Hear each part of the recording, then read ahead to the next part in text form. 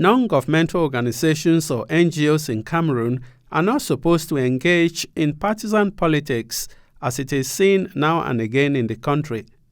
They ought to be maintaining their independence and impartiality, and along this path, avoiding actions that could be interpreted as supporting specific political parties or candidates. To put it otherwise, they are required to operate within a specific framework, ensuring they do not engage in activities that could be perceived as political or partisan. President Paul Biya has laid down the laws that sufficiently regulate the activities of NGOs, but still, they give public authorities sleepless nights over their excesses. Whereas their chief role is to support development, voter education, promote human rights, and provide humanitarian aid, in short, to help in the development effort of the country. There's no doubt that they can also advocate for policy changes and promote good governance here and there, but taking sides in partisan politics can compromise their neutrality and independence. In fact, the activities of NGOs can help in the country's development and promote democratic values while maintaining their neutrality and independence. In the same way, they can build a more informed and active citizenry without taking partisan positions.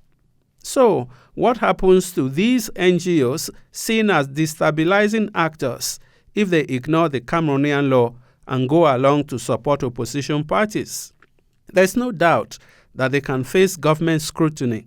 They can be controlled, their finances limited, or worse, they can face difficulties and restrictions in their work or simply banned.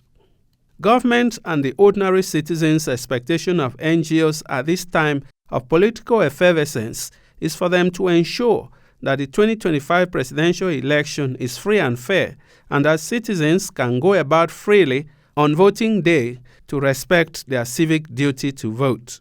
Meanwhile, the current relationship between some NGOs and the current government is one of suspicion and controversy. NGOs that operate in the areas of human rights, corruption, and governance in general unduly criticize President Paul Biya's policies and government action, whereas the head of state embraces the work of some of these NGOs that work in development projects and in the fight against poverty. These are the organizations that can be trusted to contribute to the positive image of Cameroon. With presidential elections in the offing, vigilance is all the more urgent and desirable to ensure that international and local NGOs do not unfavorably interfere with the October presidential election. Some of the election hackers are known to rely on domestic actors to do much of their bidding to weaken the targeted country. Some are known to interfere in elections using artificial intelligence and also use other strategies to undermine elections.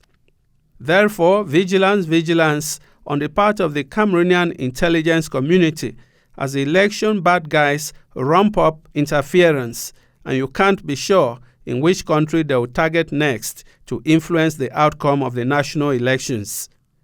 Clearly, NGOs in the country with proven records of anti-government actions ought to be spotlighted during this period.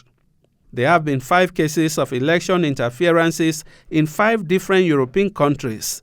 Cameroon cannot be an exception.